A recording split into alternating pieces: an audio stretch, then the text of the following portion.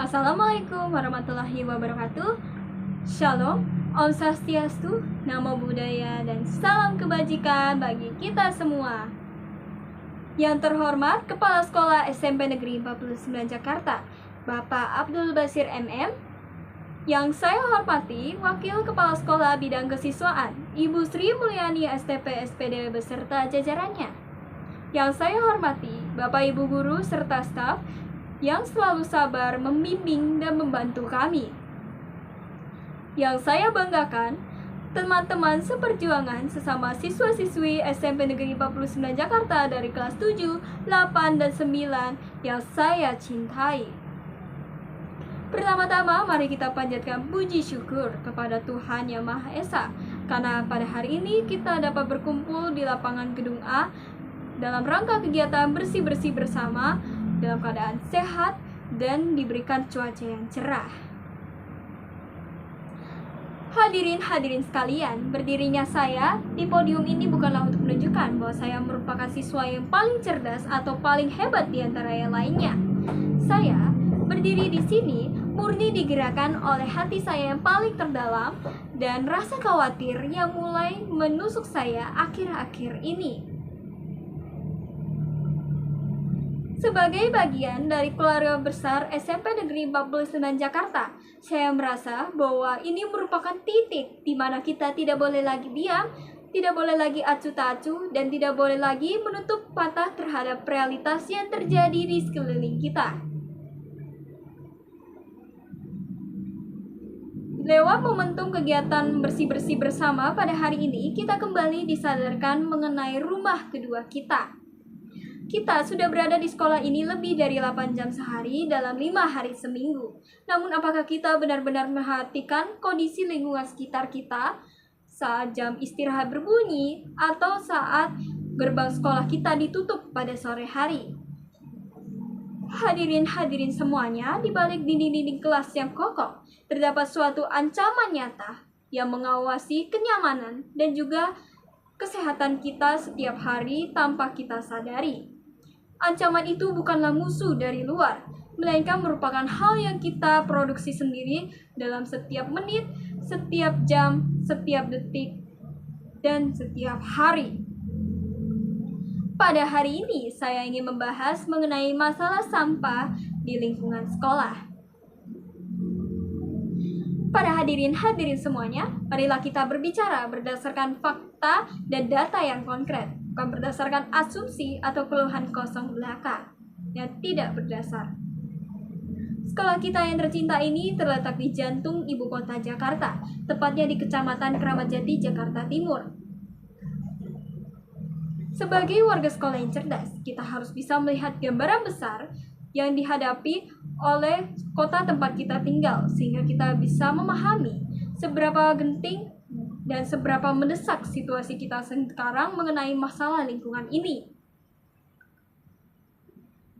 Menurut data dari Kementerian Lingkungan Hidup dan Kehutanan, melalui Sistem Informasi Pemilahan Sampah Nasional, Provinsi DKI Jakarta menghasilkan 8.000 ton sampah setiap harinya. Coba bayangkan angka raksasa itu di kepala kalian, 8.000 ton setiap harinya. Lalu kemanakah sampah-sampah itu pergi? Sampah-sampah tersebut mengalir dan menumpuk di tempat pengolahan sampah terpadu Bantar Gebang, yang saat ini kondisinya sudah sangat kritis dengan kapasitas yang melebihi dan juga sampah yang menumpuk hingga mencapai 4 meter lebih. Lalu, apa hubungannya dengan kita yang sekarang berdiri di lapangan Gedung A ini? Sadar atau tidak sadar, kita menjadi kontributor aktif dari angka raksasa itu. Menurut berbagai kajian dari lingkungan hidup, satu orang manusia di kota besar bisa menghasilkan 0,4 hingga 0,5 kg sampah per hari. Jika kita hitung total jumlah siswa, guru, dan juga staf di sekolah kita berpotensi menghasilkan puluhan hingga ratusan kilogram sampah setiap harinya.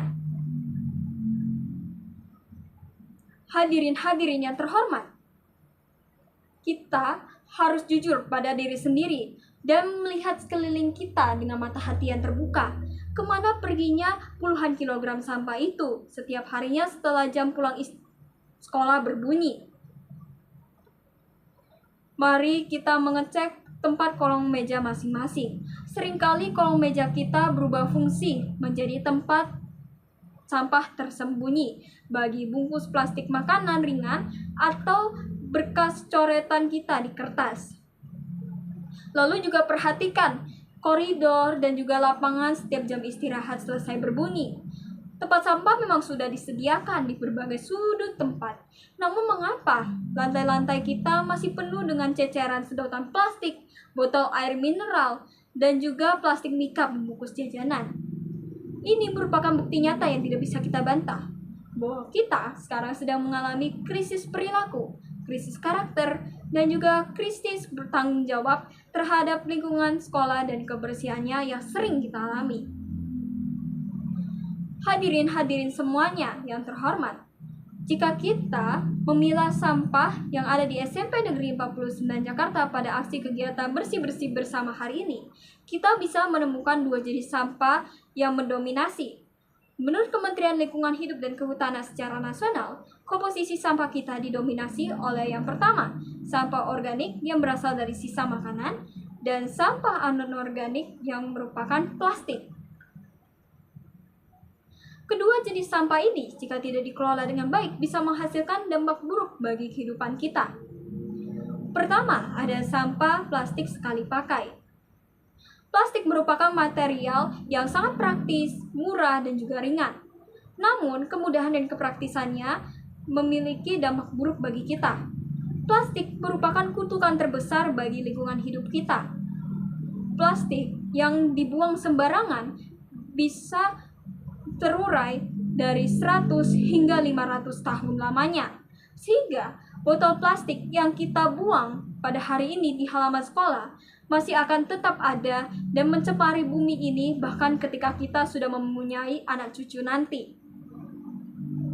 Yang kedua, sampah plastik ini juga setelah hancur tidak hilang begitu saja, namun menjadi mikroplastik, yaitu sebuah partikel beracun yang tidak kasat mata dan bisa masuk ke dalam tanah, mencemari air, dan juga memasuki tubuh kita sebagai zat beracun penimbun penyakit. Lalu selanjutnya sampah yang kedua adalah sampah organik yang berasal dari sisa-sisa makanan yang kita buang begitu saja. Sampah sisa makanan seringkali kita sepelekan karena kita merasa sampah-sampah tersebut mudah untuk membusuk. Padahal tumpukan sampah organik yang bercampur dengan sampah plastik di tempat sampah tertutup bisa mengalami pembusukan anaerobik yang menghasilkan gas metana. Gas ini merupakan salah satu gas rumah kaca yang memiliki kekuatan 25 kali lebih berbahaya dari karbon dioksida dalam memicu pemanasan global dan juga kerusakan iklim dunia secara masif. Lalu, jangka pendek dari akibat sampah ini juga membahayakan bagi kita yang setiap hari belajar di sekolah ini. Yang pertama, sampah sisa makanan yang membusuk di sudut-sudut bisa menjadi tempat pertumbuhan bakteri patogen yang menghasilkan bau tidak sedap dan juga mengganggu konsentrasi belajar kita. Lalu selanjutnya, sampah plastik yang menumpuk dan juga menghalangi saluran air dan juga selokan di depan sekolah kita bisa menghasilkan genangan air statis yang menjadi tempat kesukaan bagi nyamuk Aedes aegypti untuk berkembang biak. Yang mana Aedes aegypti merupakan nyamuk yang menjadi penular penyakit demam berdarah, dengue atau DBD. Kita tidak mau kan kalau konsentrasi belajar kita terganggu gara-gara kita satu persatu masuk ke rumah sakit gara-gara kelalaian kita sendiri dalam menjaga lingkungan sekeliling kita. Hadirin yang terhormat, kebersihan itu bukan hanya sekedar kecantikan mata memandang atau estetika belaka, melainkan merupakan cerminan dari harga diri, martabat, kesucian, dan juga nilai moral dari satu kesatuan warga sekolah. Jika misalnya orang luar, misal seperti dinas pendidikan, komite sekolah, perwakilan orang tua murid, atau masyarakat luar yang masuk ke dalam SMP Negeri 49 Jakarta, hal pertama yang mereka lihat bukanlah seberapa tinggi nilai matematika atau seberapa tinggi nilai rapor kita, melainkan yang pertama mereka hadapi adalah seberapa bersih, seberapa asri, dan juga seberapa disiplin dan seberapa terawatnya lingkungan sekolah kita. Jika lingkungan sekolah kita kotor, hal ini bisa menimbulkan pandangan buruk dari orang-orang luar bahwa warga sekolah di sekolah ini merupakan orang-orang yang malas, jorok, dan juga tidak memiliki disiplin diri. Nah, jika lingkungan sekolah kita yang kotor ini bisa menyebabkan segala prestasi, piala-piala hasil juara yang dipajang rapi, dan juga nama baik yang sudah dengan susah payah dibangun oleh pendahulu-pendahulu kita bisa sekejap sirna begitu saja. Oleh karena itu penting untuk menjaga kebersihan sekolah kita demi kesucian, martabat, harga diri, dan juga nama baik sekolah kita agar tetap terjaga. Kita tidak mau kan sekolah kita tercoreng namanya gara-gara kebiasaan buruk kita yang tidak bisa menjaga kebersihan dan juga membuang sampah dengan benar pada tempatnya. Oleh karena itu, Bapak dan Ibu guru sekalian, melalui kegiatan aksi bersih-bersih bersama ini harus kita jadikan sebagai momentum awal perubahan perilaku kita agar kita bisa menjadi lebih baik lagi. Lalu, pidato saya tidak akan ada artinya jika setelah kegiatan ini kita kembali kepada kebiasaan kita yang awal. Sehingga kita tidak membutuhkan hanya sekedar teori atau wacana di dalam kertas. Namun kita juga butuh sebuah aksi nyata yang kompak, konsisten, dan bisa dilakukan kita bersama-sama. Oleh karena itu, saya ingin mengajak kalian semua untuk melaksanakan suatu program kebersihan, suatu program yang mana program ini saya namakan sebagai program 3 pilar perubahan untuk pengolahan sampah di sekolah kita. Pilar pertama yaitu adalah pencegahan radikal sampah plastik sekali pakai. Mulai besok, kita akan wacanakan di mana setiap siswa harus membawa botol minum dan juga kotak makan dari rumah mereka masing-masing. Tidak boleh lagi ada anak-anak yang mencoba untuk membeli jajanan. Sebisa mungkin, aku menantang kalian semua, teman-temanku, untuk tidak lagi membeli air minum kemasan sekali pakai. Jika semua warga sekolah mengikutinya dan melakukan ini secara kompak dan juga konsisten, maka kita bisa memutus rantai produksi sampah plastik sekali pakai dalam 60% dalam 1 minggu. Yang kedua, revitalisasi pemilahan sampah. Tempat sampah yang berwarna-warni jangan kita hanya jadikan sebagai pemandangan visual atau estetika belaka saja, namun juga kita harus belajar untuk disiplin dalam memilah sampah kita yang kita produksi masing-masing. Mari kita masukkan daun-daunan, sisa makanan, dan juga kertas tisu ke dalam sampah berwarna hijau untuk sampah organik. Lalu kita masukkan botol plastik, kaleng, dan juga plastik mika pembungkus jajanan ke dalam tempat sampah berwarna kuning untuk sampah anorganik. Nah, kenapa ini penting? Karena sampah organik yang dapat dipilah dengan baik bisa kita manfaatkan sebagai pupuk kompos yang bisa menyuburkan tanah kita. Lalu, sampah anorganik yang dipilah bersih bisa kita sumbangkan kepada bank sampah untuk didaur ulang menjadi barang-barang yang memiliki daya guna. Yang ketiga, pilar ketiga yaitu adalah operasi semut setiap jam pelajaran berganti.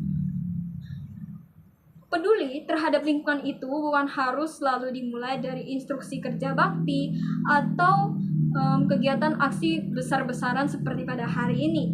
Kita harus membuat sebuah tradisi baru secara konsisten dengan kompak, yaitu adalah 2 menit pilah sampah.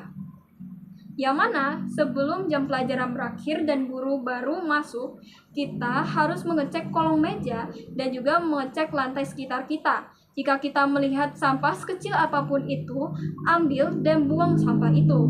Meskipun itu bukan sampah yang kita produksi sendiri. Namun ingatlah etikat moral ini di dalam pikiran kalian. Meskipun itu bukan sampahku, namun ini merupakan sekolah dan juga rumah keduaku. Bapak Ibu guru serta siswa-siswa semuanya, kebersihan itu bukan hanya lagi soal keindahan mata memandang ataupun soal penilaian terhadap sekolah bersih setiap perlombaan. Namun, lingkungan yang bersih itu merupakan sebuah ujian moral dan juga karakter bagi kita. Di mana kita bisa memilih apakah kita mau jadi generasi yang mewariskan kerusakan, polusi, dan juga menyumbangkan penyakit kepada generasi-generasi kita selanjutnya, atau menjadi generasi yang bijak dan jadi membawa perubahan yang positif bagi lingkungan kita dan juga memperbaiki masa depan sekolah kita dan masa depan lingkungan lestari. Yang mana ini semua kembali kepada diri kita masing-masing. Ingin berbuat apa? Setiap perbuatan kita itu menentukan apa yang bisa terjadi. Jika kalian memilih untuk memilah sampah, mengambil sampah-sampah plastik, menahan diri untuk tidak membuang sampah plastik secara sembarangan, dan lain-lain sebagainya, itu merupakan salah satu kontribusi yang sangat berharga bagi kelestarian lingkungan kita dan juga masa depan sekolah kita. Sebelum saya mengakhiri pidato saya ini, mari kita berjanji dan membuat komitmen kepada diri kita sendiri agar kita mau berjanji mulai detik ini untuk memperlakukan sekolah ini dengan peduli, penuh tanggung jawab, dan juga sebisa mungkin tunjukkanlah kepada dunia bahwa SMP Negeri 49 Jakarta itu merupakan potret siswa yang ideal, siswa yang cerdas dalam berpikir, santun dalam bertindak, dan juga disiplin dalam menjaga lingkungannya, serta sangat luar biasa dalam menjaga kelestarian alam semesta. Oleh karena itu, mari kita wujudkan SMP Negeri 49 Jakarta yang bersih dan juga berkarakter. Itu saja dari saya, mohon maaf jika ada kesalahan. Wassalamualaikum warahmatullahi wabarakatuh.